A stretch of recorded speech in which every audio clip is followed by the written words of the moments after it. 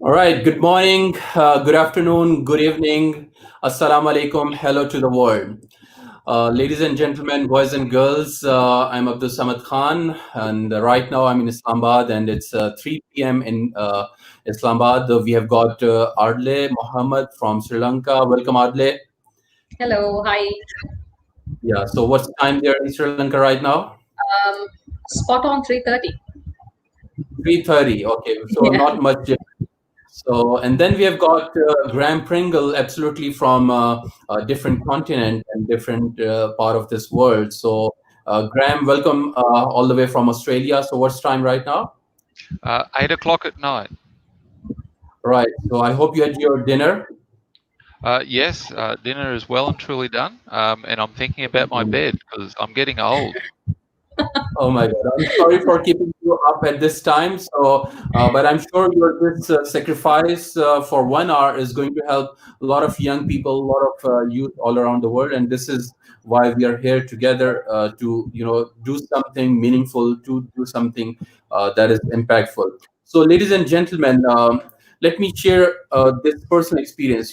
At Youth Impact, we had been for last couple of years, like 7 years, we are doing this youth leadership camp called Marcor. So what we do, 100 young boys and girls from all over Pakistan and from different parts of the world, they come together. We go up Himalayas, we camp there, and we go through a lot of physical, mental, emotional, spiritual challenges, experiential and outdoor training. So this whole experience, a week spent up in the mountains, helps them understand themselves, help them understand the people around them and the environment. But what happens the last night, for last 2 years especially, is giving me kind of shocks because I was not ready to handle this kind of situation. For last 2 years, uh, that last night when we have a high level of trust, when we have this openness, and people can rely on each other. So these young boys and girls, they open up and they share their heart out, and we see a lot of emotions. We see tears, and we see young people talking about their concern. And I feel that perhaps with this digital era where we see that we are connected 24/7, these young people still they're disconnected, and they feel that gap, that there's no one in their life, not even in their home, not in within their friends, where they can open up their concerns, their issues, their sorrows, their sufferings. And that's where, as soon as they get this environment of trust, they started opening up their problems. And I'm not a psychotherapist, I'm not a neuroscientist, so I can't, respond to them. I can't help them. I feel helpless. So that's where I started realizing that, if this is such a serious issue, and this is where a lot of young people, and I was shocked by the statistics, by the number young people are being feeling the stress and depression, not just in Pakistan, it's all over the world. So I thought that this is the time where we need to invite some experts across the world to explore more about this topic. What is mental health? What is depression? How does stress work? And how does how we can educate a young person to cope up with this kind of issue in their life. So for this matter, for this very important issue of a young life, we have got two amazing experts. So I'm going to invite each one of them to give a detailed introduction about themselves so that our young audience should know that whom they are going to listen onwards. So Ardlay, over to you. Okay, thank you.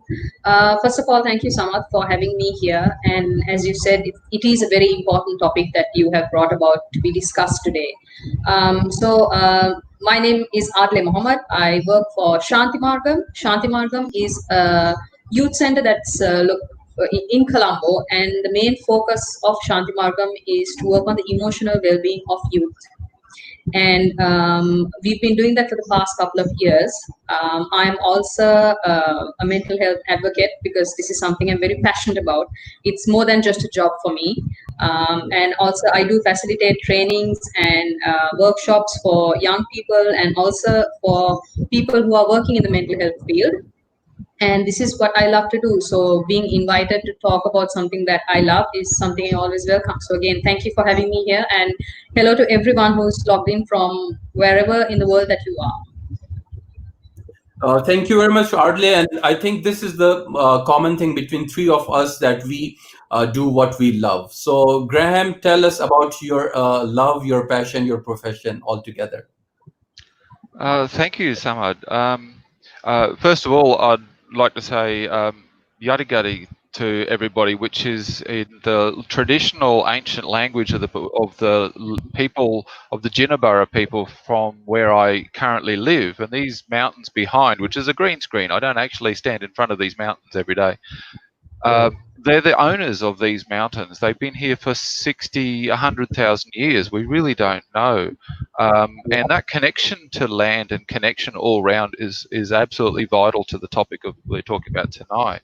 Um, the the other thing I'd like to acknowledge before we start is you recently did a podcast on Black Lives Matter, and I think this is such an important period of time for the world, but it's being steered by young people, and I'm really inspired by how young people across the world are taking this issue and the issue of how the planet is going in terms of pollution, and they're doing such wonderful work in raising this as a concern even before they're at the age where they can vote. It's absolutely inspiring, and I'm full of optimism. Um, a little about me. I did an arts degree when I was at university, and my government has recently explained that arts degrees don't get you a job. So they're not. They've doubled the price of arts degrees, humanities degrees, to try and get people to study engineering and in IT. But an arts degree made me think about why things are. It made me curious and questioning and not accepting of how things are going. And that's been really important to me throughout my whole personal and professional life, to be thoughtful and curious and not just saying, oh, that's the way it is, which is what our young people are doing now. They're saying this is not okay. This is the way it is, and it's not right. So hats off.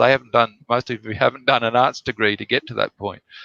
Well done. It's also left me very confused because I'm often unsure about why things work. I don't just accept what is told to me. So my history is I was a scout, a Boy Scout in Pakistan, you'd call it, throughout my youth. Lots of time in the outdoors. I was an army officer for 10 years. I've been a teacher for a short time. I went into outdoor education. Importantly, probably one of the most important things for me is I got married, had children, and learned to be in a family. I then became a foster carer, and Samad, you've lived at my house for a short time. You've met some of our foster children.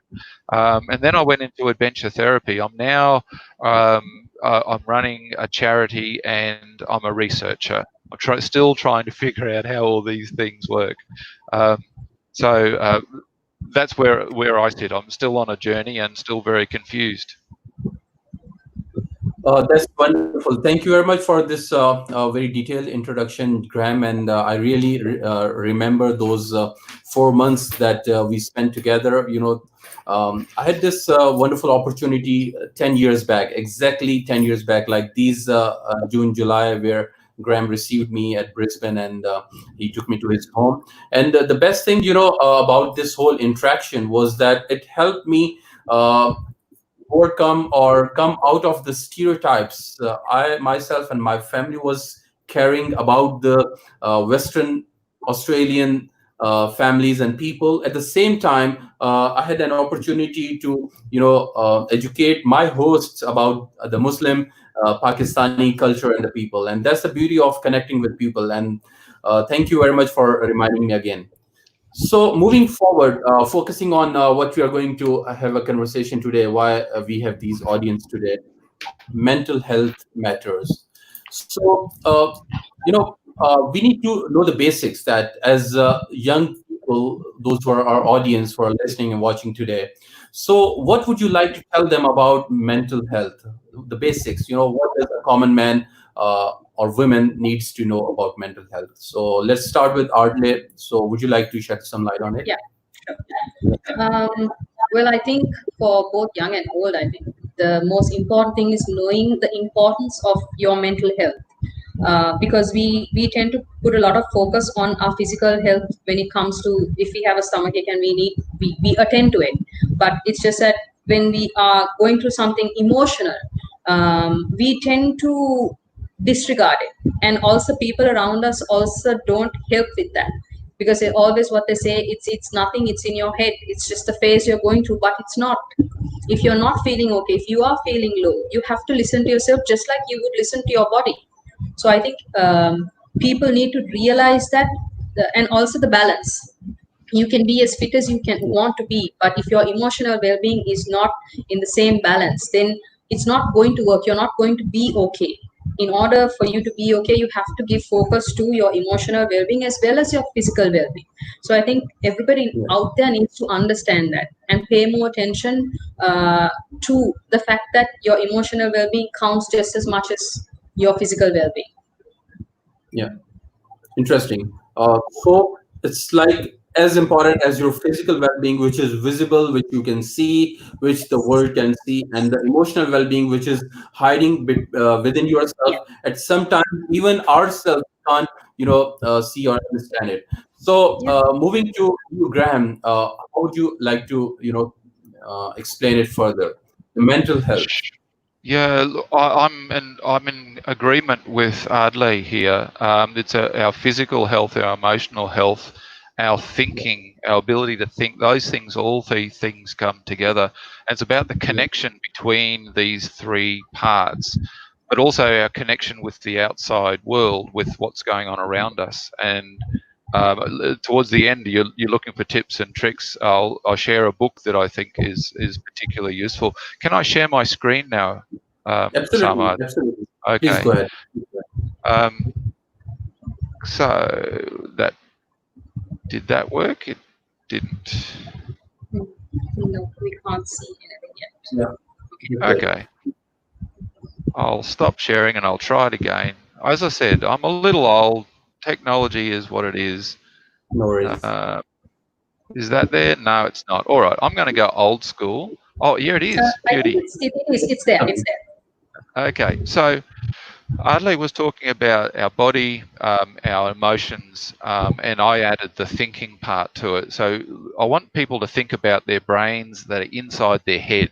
There's, broadly speaking, it's in three parts. There's a back of brain, which is we call our most primitive brain, because everything on the planet with a heartbeat has this part of brain. And I'll call that the reptile brain. It's running the body system, our breathing, our heart rate, our body temperature, our digestion is all run by this back part of brain, which is quite small. Lizards have it, so that's why I call it the reptile brain. Everything with a heartbeat has it. The mammals, those animals that look after their young, have the next level of brain, and that's about emotions and connections with the people and sometimes the animals, the environment around us, and feeling like we belong. So we call that the mammalian brain. Over top of that, and is the human brain, and only humans have this part of brain as well developed as it is. It's called the cortex. This is where we think. Now, a lot of therapy is about talking and thinking, and it doesn't necessarily look at our emotions and our connections with the people and places around us, or how our body's going. Now, if our body's not working, our emotions and our connections won't work. And if our emotions and connections aren't operating well, we won't be able to think clearly. So in the work I do, we're working with the body first, emotion second, and with our thinking last. Interesting. This is a great combination of three parts: body, emotions, and your thinking abilities. So, is the young brain, like the teenagers and young people, is this brain different from the adult, grown-up brain? Is there any difference? Because our focus is young people. So when we focus on youth development and we talk about the depression and stress in young people, so is there any different mechanism that that is unique for young people? Ardlay, any thoughts on this? Well, I guess how we intake information and our understanding is different when it comes to a younger person. Uh-huh. So, because of that, there can be a difference in how they think and feel. Yeah.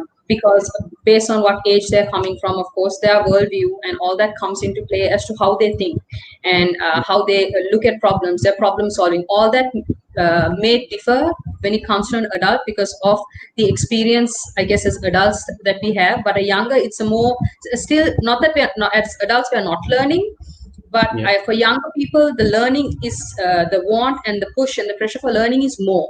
So because of that, their brains may act differently to how an adult brain would work. Interesting. Um, Graham, when I was in Australia, I found that Australia is one of those countries with very high rate of youth suicidal rate. So is it still the same? If yes, what are those factors? Because from here, sitting in Pakistan, I know that a lot of young people, they aspire for a lifestyle or for the whole lifespan in a country like Australia. So for us, this is an ideal country and ideal lifestyle. You have everything in your hands. But still, I was amazed to see this huge number of young people committing suicides. So please explain a little bit on this part of from your context, from your cultural and socioeconomic context.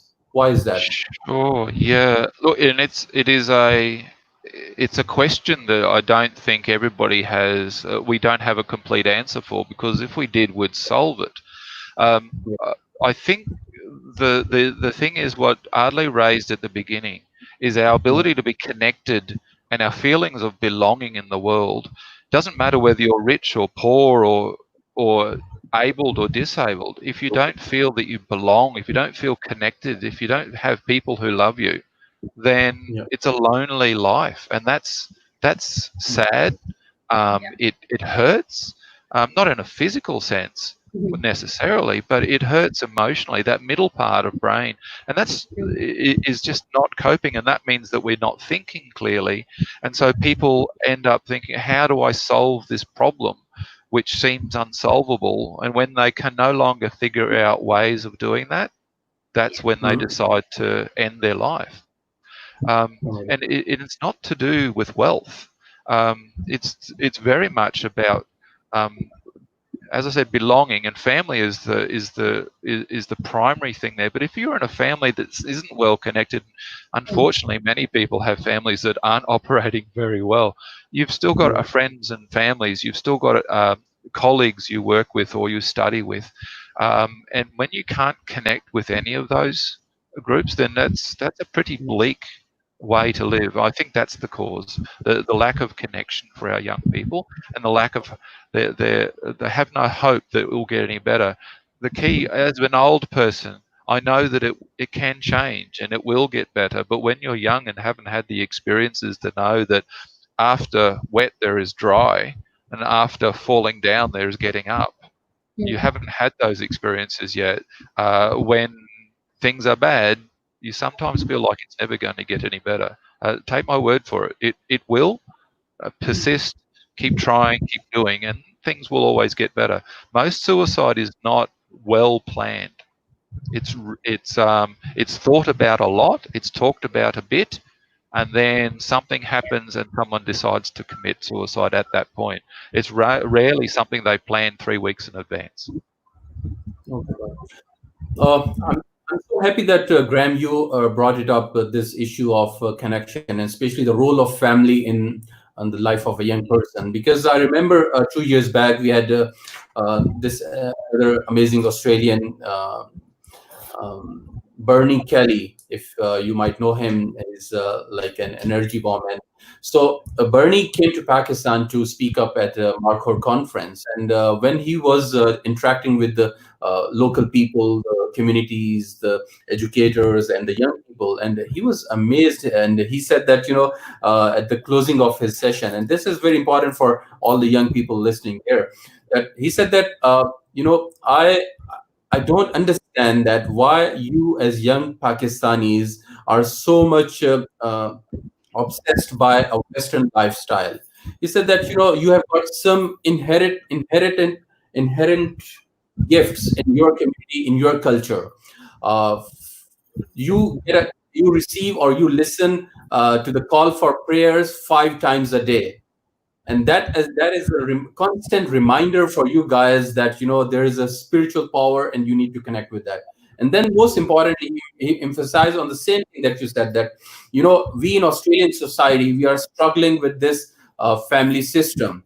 It's at the verge of breaking down, and you in an Eastern culture have got this gift where you live with your families, where you have your grandparents living with you, and you guys listen to each other, you talk to each other, and that's the gift, and don't lose that gift, and that's the power. And that's where I believe that we don't have to find any scientific reasons or any skyrocketing this problem. Rather, the basic solutions are lying in our own lifestyle, in our own culture, and that's where I'm happy that brought it up. So Ardlay, how does because we have got this question from someone from Sri Lanka. So let me take up this question first. So Ari is asking, what's the suicide rate in Sri Lanka? Are teenagers the most at risk group? Let's connect from there. So let us know the overall situation of mental health in Sri Lanka, in the culture, in the society. How do you see it? Well, I guess because from the work that I do with the people that I work for, we do create a lot of awareness on suicide, because it is prevalent here too. And as Graham was saying, for young people also, when it comes to a place where they're pushed and they feel that there's no way out, that's when they decide that taking their life is the best option. But I want to say is, nobody that ends their life by suicide wants to die. No one.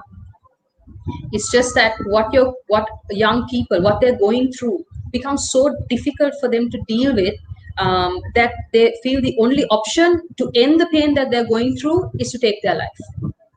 But it's not that they want to die. When it comes to Sri Lanka, well, teenagers, I wouldn't say that there is a specific study saying that teenagers are at the highest risk, but teenagers are. Because I work with youth, and I do work with a lot of young people coming in with suicidal ideation. I have talked to many people throughout, sometimes even late conversations, talking them out of trying to do something to themselves. So it is prevalent. I know we will talk later on as to what would cause those things, but it is there. And I know Sri Lanka was top of the list when it came to suicide in the 90s, 95s or so, but now it's not so. We have about it's about 14 deaths per 100,000, but there are many attempts. There's about 120 attempts a day. So it is still quite prevalent, but it's just that now I know that there is awareness that's been done. There are lots of societies, there are young people who start, these little clubs, or they start on Instagram or on Facebook, or they have gatherings where they talk to people. So people are talking about it, but I still think it's not enough. We need to talk about it more. We need to normalize emotional well-being more. And we need to talk about suicide as it is a problem. Because I know there is a misconception thinking that if you don't talk about it, it won't happen. But unfortunately, we need to educate people. They need to know about it, so they know that there are ways that they can deal with their issues. I hope that. Do you face this problem of this mental health as a social taboo in your part of the world? Where, because in Pakistan, I know that we started listening about this topic just lately, like in the last 10 years. We are hearing more, because we think that if I say that I have got mental health problems, they might think that I'm it's not something nice to talk about, nice to tell people. So how do you cope up? We should cope up with this issue, and especially the young people. So if someone is facing any kind of element like this, the mental health problem, so how as a society, how as elder, we can facilitate an environment where young people can speak up, and instead of facing a social taboo, they find answers and solutions. As I think even Graham and even spoke before, the whole family system also comes into play. having good support matters a lot. It just doesn't have to be from family only. It could be from the schools young people attend. It could be from friends. But having support is important. So that, and also making it more aware that when people are going through something difficult, it's okay to talk to someone. I know in Yeah. Sri Lanka we have helplines, and I'm sure in your countries also there are helplines. But reaching out to somebody is always an option. And as young people, which I have done trainings for young people of teaching them how to do that. Some of them come and ask me, okay, my friend is feeling like this. What do I do? So it's as simple as telling somebody, just checking up on them, either through chat Yeah. or picking up the phone and asking, are you okay? Do you want to talk? So I know, because the whole stigma and taboo that is there around mental health, people refrain from helping other people, and people refrain from getting help also. So I think it starts from home first and foremost. That us telling our families, our children, that it's okay to talk about something that they're going through. So then, as adults would also know what to do with it. But normalizing these conversations is important in like I said, in family, schools. But talking about your feelings and emotions and what you're going through is important. Right. I think this is a two-way process there, where we need to have those people who are empathetic towards you, who can have that ability to listen, at least listen to you, because and that's a challenge, Ardlay and Graham, we are facing in this digital world, where the parents are so much busy. They have their own work challenges. They have their own social life, and the teachers and the educational institutions, they have their own commercial priorities, where development of a person is not taken that way. They have dedicated or appointed counselors Mm, or mental health counselor, and that's their job. And just they have to, while the teacher spends a lot of time in the class and he or she understands the student well. At the same time, how a developing country like ours, where we mhm, even we are struggling with the basic education system, and all the basic necessities like the food, the shelter, the good health services, they're having this kind of problem, especially in the context of this COVID-19, where all the people are sitting in their home. They don't get vent out their emotions. They don't get their social networks. So I think mhm. this is getting even more intense. So how do you see this in this current time, Graham? Any thoughts on this? It's particularly strange, the time in which we live, Samad, isn't it? Yeah. These events happen quite rarely. So ordinarily, I would think it's the job of the older generation to explain what has happened in the past so that we know what will happen next. But now we've got an older generation who hasn't experienced this, and they may not know what happens next. But life is what life is, and they've all, as I said before, they'll all have fallen down and gotten back up again. And if we older people, first of all, listen to what's going on for our young people, sometimes just getting it out and talking about it is soothing and helpful in itself. Um, but I think after listening, older people need to tell our story, need to tell how we got to where we are, so that people who are younger and haven't had those experiences can live off that vicariously. That they can go, so I didn't realize that happened to you, and it's not the same as what's happening to me. But if you coped, then maybe I can cope as well. Um, if we don't have older people that we can talk to do that, and many young people live in a group which is very closed off to older and younger generations, choose wisely amongst that group for your friends. A psychology lecturer once told me, if we had 3 close and honest friends, we would never need a psychotherapist, Oh, because we've wow. got someone to talk Say to, we've it got again. Say someone it to again. tell us Please when go we're on. being an idiot, and we've got someone to give us some ideas, or even just to say, it's okay, I'll see you tomorrow, we'll get through this. Yeah. So you said that if you have three friends, close friends, you don't need a therapist, right? 3 close and honest friends, because sometimes Oh, you need to be told when you're being silly. Yeah.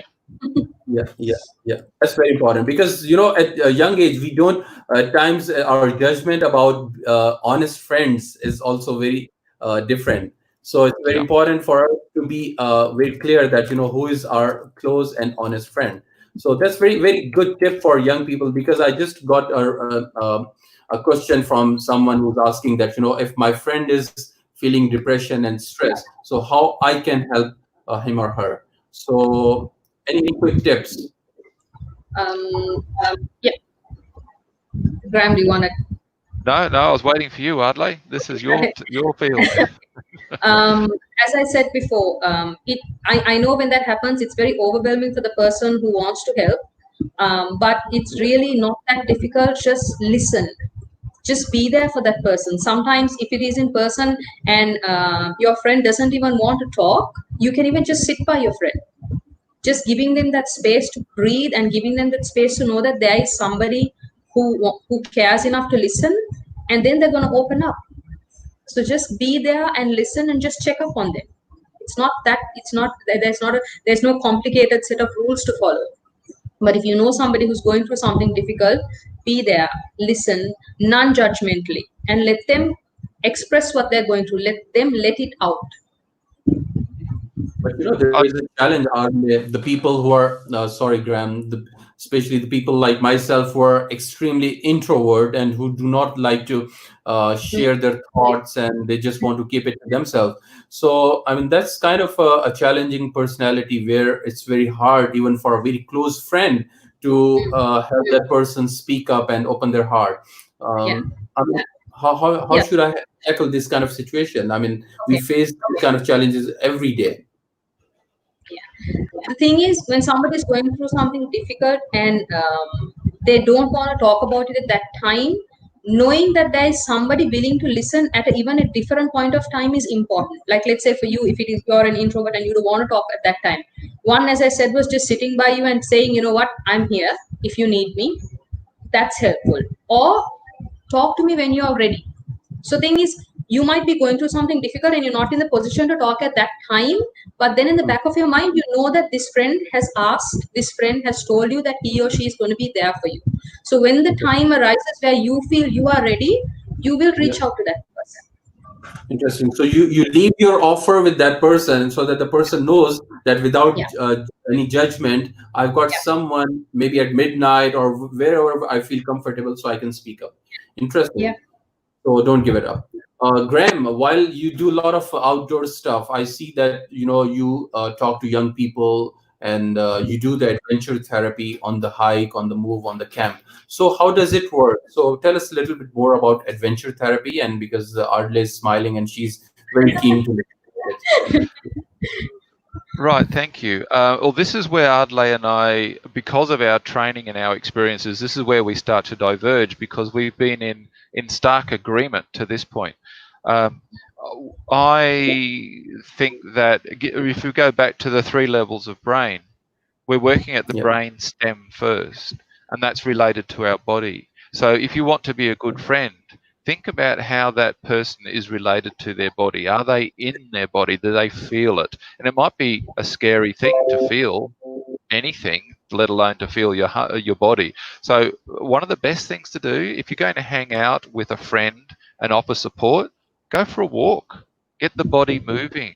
Get outside where there's bright sunlight, which is hard in current times when we're all in shutdown. We can't go very far, but we do what we can. So the first thing for me is getting the body engaged with the world around and being close. And Ardley's absolutely right here. Being close physically to somebody who cares about you, that they're concerned about your well-being. And so I've often intervened with a young person who was getting angry or sad, and I haven't actually said anything at all to them, but I've sat near them or walked near them and stayed there for a length of time. And you can see after a while they start to relax more. Just being close. In Australia, most families have a dog, right? It's a fairly normal thing to have a pet. And pets are great because we don't expect them to be mean to us like humans can.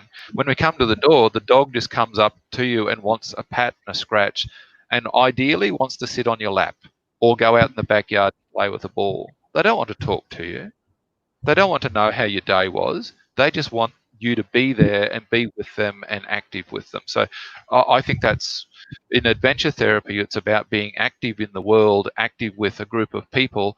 That makes that gets our body going. It gets our emotions connected, and then the last thing we do is we sit down at the end of the day when we're exhausted, having done all these good things, and we start making sense with that cortex, that human part of our brain, because it might take so some of my workers, I've got 12 staff, they report that they'll go out for a walk with a young person in a bit of um, the woods, I suppose we call it. You call them woods in Pakistan, Samad.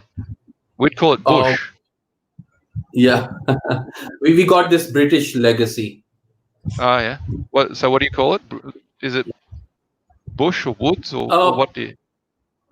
no, none of them. We call it either jungle or, Same here. most of it are jungle.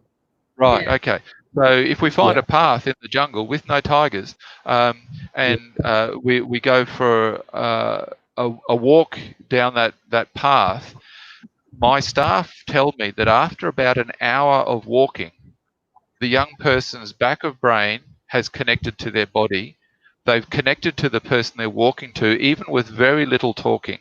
And suddenly the front part of their brain, the bits here, has come online and starts to make sense. And this bit here, just behind our forehead, is the part of the brain that makes sensible decisions about what we can do in the future.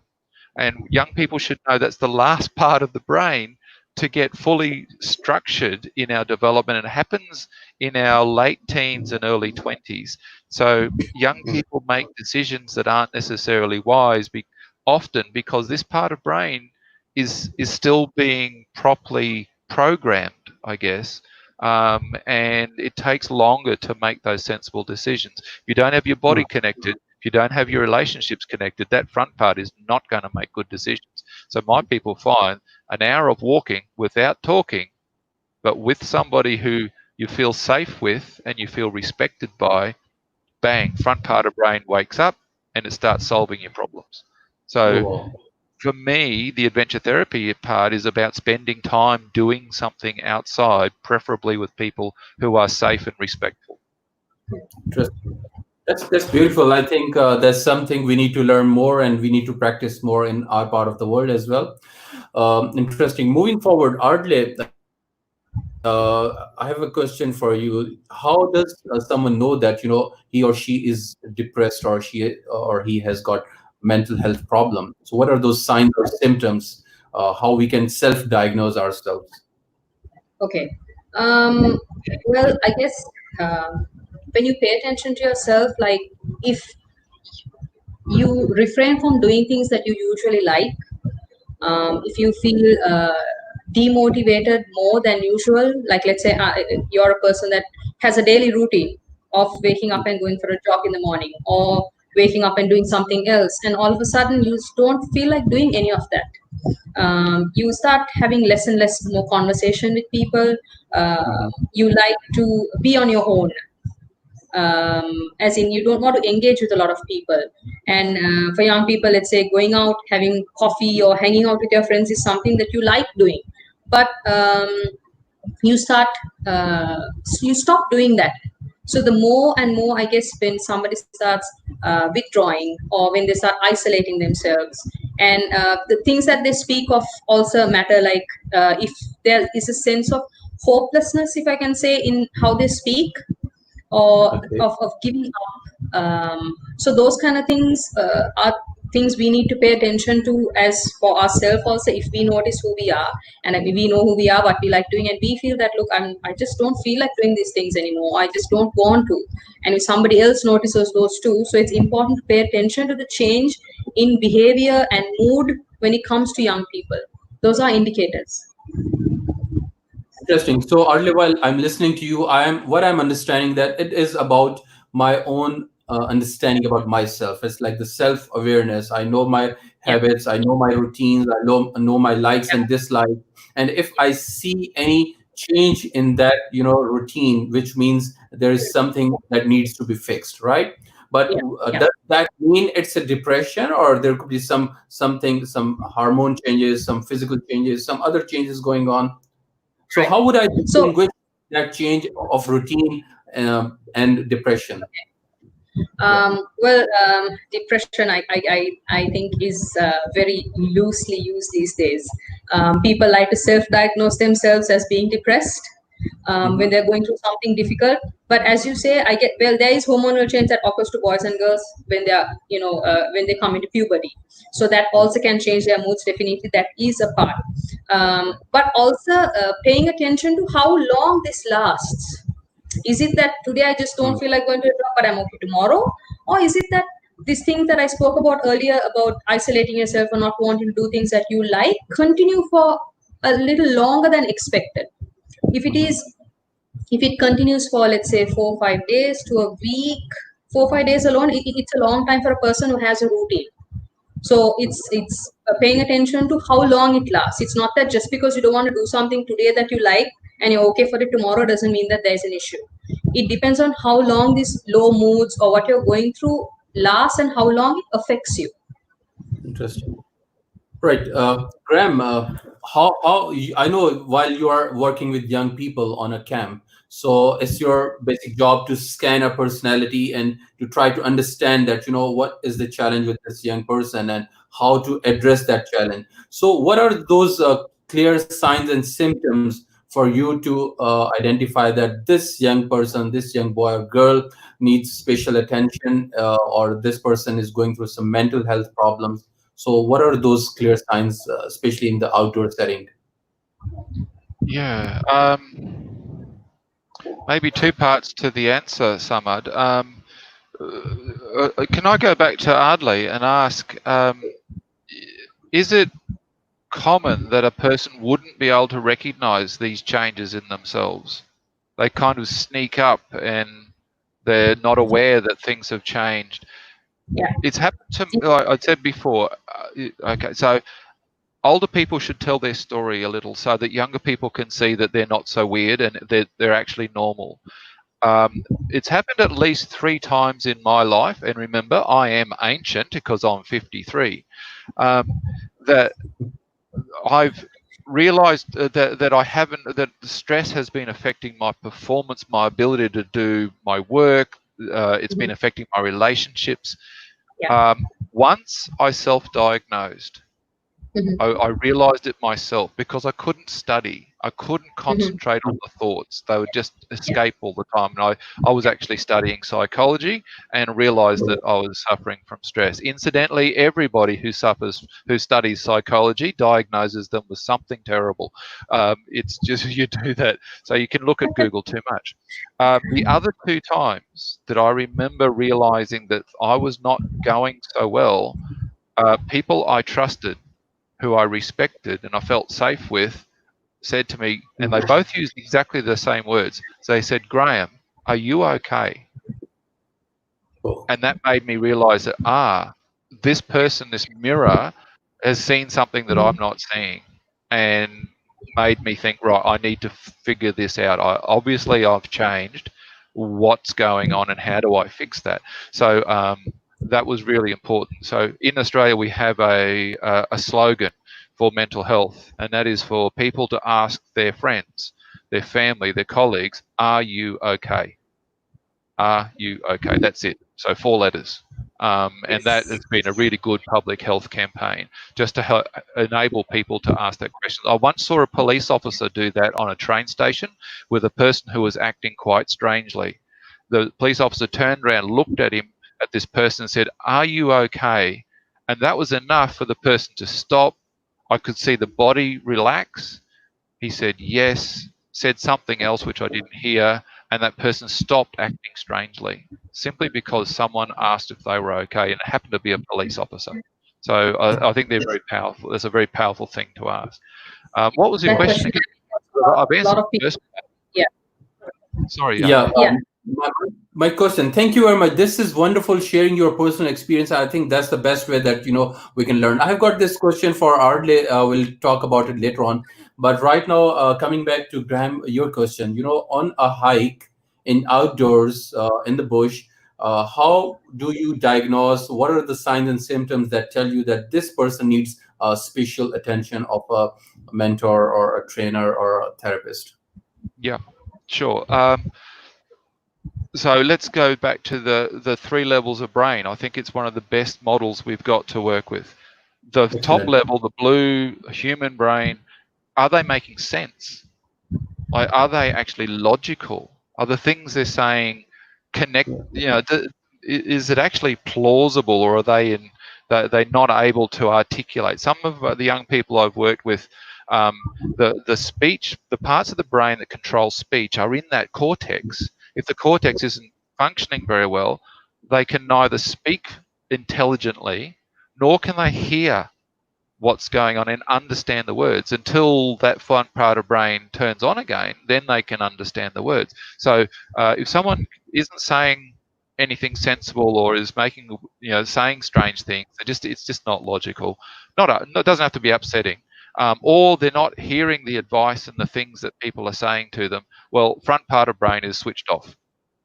So we're looking at the way to respond to that is we go into relationships, stand close to them, like Ardlay said, just spend time with them. Don't talk to them much because those parts of the brain aren't working. They can't connect to the words. If someone is not comforted by being near people, is trying to get away from them, is walking away, is turning away, is being aggressive, is trying to frighten people away, then we know that middle part of the brain is not connected. So they need to work on the body. They just need to get exercise. They need to get good, a big drink of water and a good long walk is often the thing that a person needs. They may not want to do that. So maybe we trick them by pulling out a frisbee and inviting them to play, or we start throwing stones into the water or something, anything to get them moving. And then when they're with us and moving, we can get that connection going. And when the connection's been there for long enough, the words will start making sense. So I'm looking for illogical, unable to hear, don't want to be with people, irritated by the people around them. And then I'm looking for bodies at the bottom level when they're really, really agitated, where they're moving jerkily, they're constantly fidgeting. You can see that there's distress just because of the way the body is moving. It's not calm. And so if I see that, I know they don't really want me to talk to them. They don't necessarily want me to be with them. They just need to do stuff. And some of the best things they can do is get a stick and whack a rock. And that's enough to get their body moving and to get some of that, we call it cortisol, the chemical in the body, and it comes out of the brain that makes us nervous, and before we go to perform or into a race and we get it, our muscles are quivering. That energy is in these people because they feel distressed, they feel worried about the things that are going on around, and that causes this flood of cortisol to get them ready to run away from the thing that is scary or to fight it off. So we need to get rid of that first before we do relationship, and then after relationship we do words. Interesting, wonderful. So, Graham, we have got someone who is a big fan of you. Someone says, Will says, Graham, you're so awesome. I feel lucky to know him. This is such a great a tool. I would say that you have just shared with us, because I see as a parent, as an elder, as the CEO of a company, or as anyone who can influence other humans. And you had just taught me that there are three different levels: the physical level, the emotional level, and the mental level. So the most important thing is to establish that connection. I'm just trying to rephrase what you said. The important thing is to establish that connection. So if that connection needed to be established at physical level, so go and establish that connection over there. Do something physical so that that person feels connected to you. If it's at an emotional level, so this is wonderful. I love that.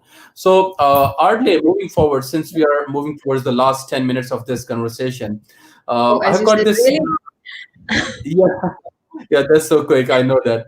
So I've got this important question, and this young person, I know Javeria very well, and she has this important question: that what are your thoughts over a scenario where a person is social, active, high potential but depressed at the same time? What does this? Why does this may happen? Well, it's difficult to be diagnosed as depressed per se, but then again, the person can be going through some distress. So that can also be seen as being depressed. Like if they are active and if they are social, they might be going through a distress that's happening in their lives that's affecting them. So this can happen. They can Uh-huh. feel those emotions, of distress that can affect them, but at the same time they can be going about doing things that they are okay with also to a certain extent.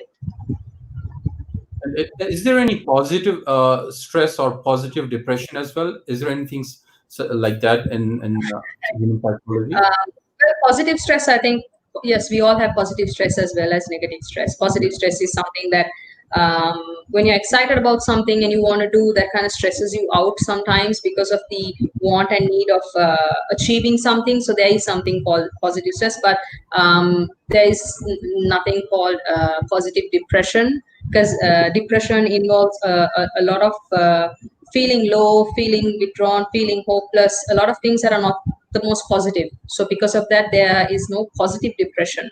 It can Mhm. affect a person, yeah, to make them feel low, but yeah.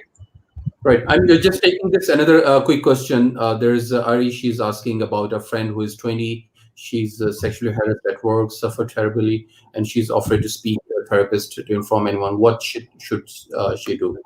Yeah. Okay, so if she has spoken to this friend, that's the first step, that she's talking to someone about what she's going through. Yeah. This I feel is because it's a matter of within an organization. So it's just that if this isn't addressed to, then she will endure what she faces every day with the sexual Yeah. harassment that will continue. So at least finding out, if she doesn't want to directly complain to someone, at least finding out through a colleague what she can do about it, what steps can she take, is there somebody that she could inform that could make the complaint, something like that. But for her, and if she's not willing to speak to a therapist right now, at least the person who messaged just now, she's at least talking to her, so that's a good thing, that Yeah. she's talking to somebody about it. But it would be good if she can also speak to somebody at her organization to help her with what she's going through. If not, if it persists, it's only going to affect her more. Yeah. Interesting. I know this is we are short in time. We can't answer these questions in detail, but Javeria is still insisting for more response from you. So, how a perfectionist person who can deal with depression because of the reason of not performing at best? How a perfectionist person can deal with depression. Um, that's a perfectionist, right? So a perfectionist, of course, we know that somebody wants to get everything done in a certain required standard.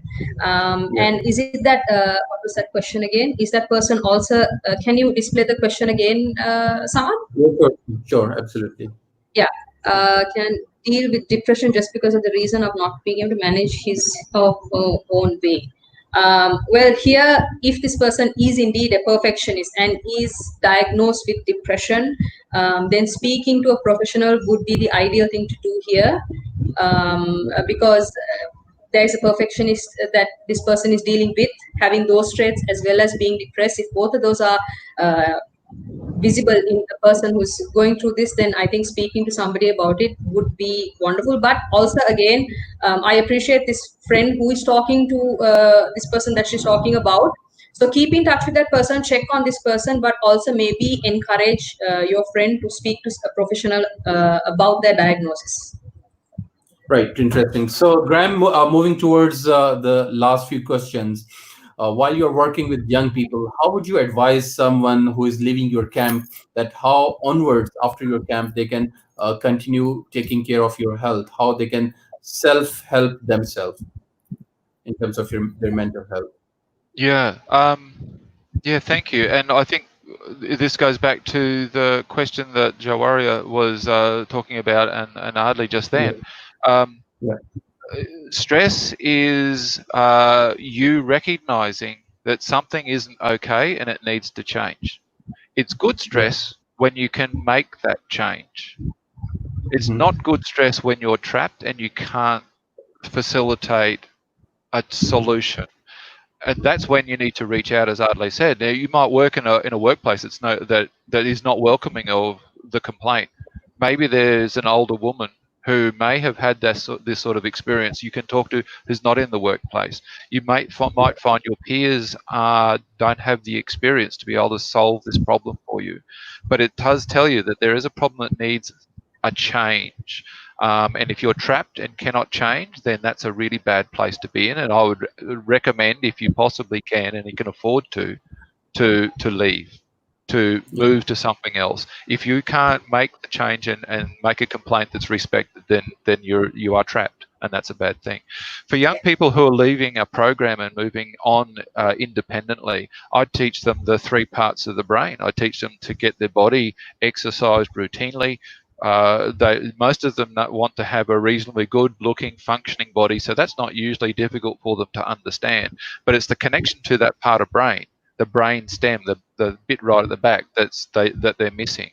Because if they exercise, if they eat well, if they drink well, that sort of stuff, then they have got the ability to pay attention to the relationships around them, and then to seek. You can't soar with eagles if you're playing with turkeys. I remember someone telling me. So if you want to do something, you need to find people who can help you get to that point. It might be success, or it might just be happiness. You don't hang around with people who are carrying knives and holding people up in the street if you want to live the happy life. They're not going to help you do that. And after that, then once we found our friends, I teach people, go and learn. Learning is the brain's way of going to the gym and building good muscles. It's how we understand other people in the world and what they're going through, so that we understand how to connect to them. So learning is important, whether that be formal learning at school or learning by listening to people and talking to people about their story. Very nice. Very sane advice, and I would like to, pass on to Ardlay for her last few messages. How young people can maintain good mental health. Few tips. Yeah. So, well, paying attention to how you feel, as even Graham has brought that up, paying attention to how you feel is important. And I think Graham has covered this also. Physical activity. Being active is also important. Like I said, it's flexing your muscles here and muscles here. So being, participating in some physical activity is healthy. Investing in relationships, and this could be, relationships that you have at home, it could be at school, at your class. It's investing in building relationships with people, so that there are people you can talk to and open up to. Also working on problem solving skills. So thing is, I think there's a lot of pressure these days on young people when it comes to educational pressure and peer pressure and things like that. And it's just that there's a lot spoken about achieving. You need to do this, you need to achieve that. But for young people, they need to have coping mechanisms if that is not achieved. Because for young people, it always put a lot of pressure on, you need to maintain this grade or do this. But what if not? Because there have been instances where young children and teenagers have ended their life because they did not pass an exam. Yeah. So for young people, having that conversation at home with people that they care about, or having friends that they're close to, is important. Like I said, paying attention to yourself and creating a healthy environment for yourself. Like as Graham said, having good friends, people that you can open up and talk to, even if it is 1, 2, or 3, even if you have 2 friends, but they're having somebody that you can open up to is important. Yeah. Interesting. Thank you very much, Ardlay and Graham, for these valuable insights, because we are heading towards the last 2 minutes. And thank you very much to all the audience and those who had been watching carefully and asking very important questions. And there had been this comment that topics that have been swept under the rug for too long is now being discussed with such depth and meaning, with valuable information. Much appreciated. So this is, I think, the reason that why we are here, and these amazing professionals had dedicated their volunteer time to educate us. And what I had learned today is the importance of the 3 components of my personality, which is my physical being, my emotional being, and my mental capabilities. That's what how Graham tried to explain us. And they all are interconnected. That's what I understood. And which means when we talk about just mental health, I think there has, what I understood, has a connection with your physical and your emotional being as well. So, which means working simultaneously, and please correct me if I'm wrong, working simultaneously on these three components of your personality might create a wholesome personality and might help you cope up with these challenges. And the second gem of this whole conversation was a connection. The people in your family, the people at your home, at your workplace, and those three close and very honest friends where you can trust and you can speak up. So thank you very much, and thanks Graham, thanks Ardlay for your time. Have a good evening and good afternoon. So I will get back to you again. Thank you. Great. Thank you Thank for you, having everybody. us. Thank you. Okay, bye. Bye bye. Right.